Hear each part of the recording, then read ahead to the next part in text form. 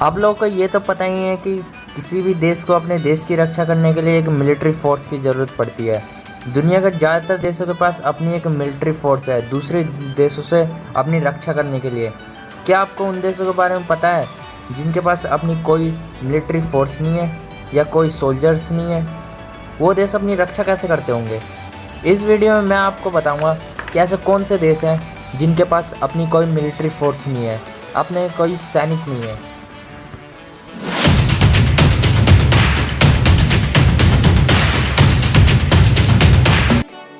Number 10 पे आता है एंडोरा। फ्रांस और स्पेन के बीच एंडोरा एक कंट्री है जहाँ पे सिर्फ 85,000 लोग रहते हैं। यहाँ की अपनी पुलिस तो होती है लेकिन अपनी कोई मिलिट्री फोर्स नहीं है यहाँ पे। इस वजह से इस देश की रक्षा स्पेन और फ्रांस करते हैं, क्योंकि ये देश एंडोरा इन दोनों देशों के पास है, स्पेन और फ्रांस के पास है, और इसी वजह से स्पेन और फ्रांस इसकी रक्षा करते हैं।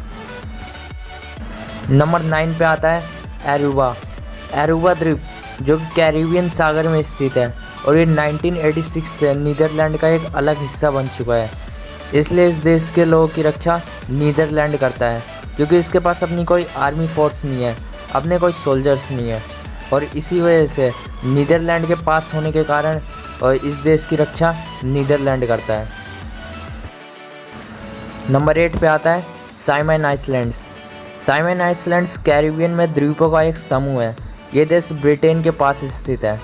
इस देश में कोई अपनी मिलिट्री फोर्स नहीं है, इस वजह से ब्रिटेन इसकी रक्षा करता है, लेकिन इस देश के पास अपनी एक पुलिस फोर्स है लोगों की रक्षा करने के लिए। नंबर 7 पे आता है Cook Iceland. Captain James Cook के नाम पे इस आइसलैंड का नाम कुक आइसलैंड रखा गया था।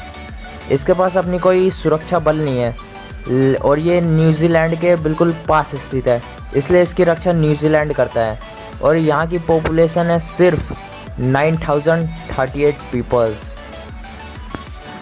नंबर 6 पे आता है कोस्टा रिका।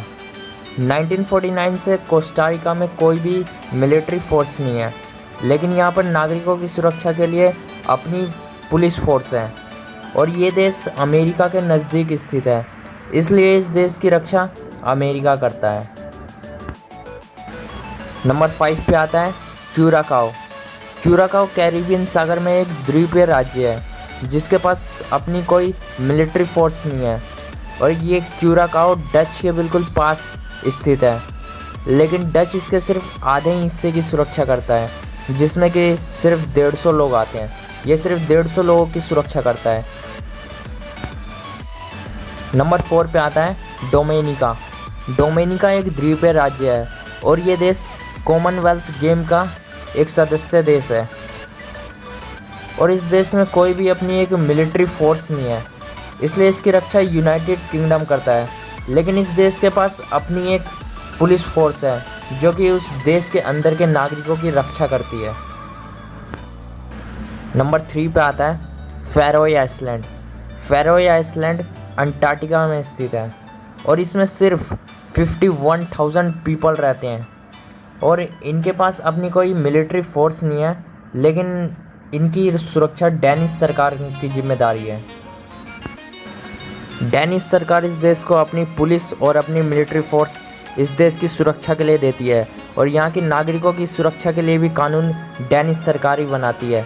इसका मतलब है कि डेनिश सरकार का पूरा अधिकार इस फैरोए आइसलैंड पे है। नंबर 2 पे आता है फ्रेंच पोलिनेशिया। फ्रेंच पोलिनेशिया प्रशांत महासागर में स्थित है और इसमें बहुत सारे छोटे और बड़े द्वीप भी स्थित है, और यहाँ की कुल आबादी है सिर्फ 2,90,000 पीपल्स। इस देश की अपनी कोई मिलिट्री फोर्स नहीं है, इसलिए इसकी सुरक्षा फ्रांस की जिम्मेदारी है। फ्रांस ने इस देश को अपनी मिलिट्री और अपनी पुलिस फोर्स देके यहाँ के देशों की रक्षा की जिम्मेदारी उठा रखी है।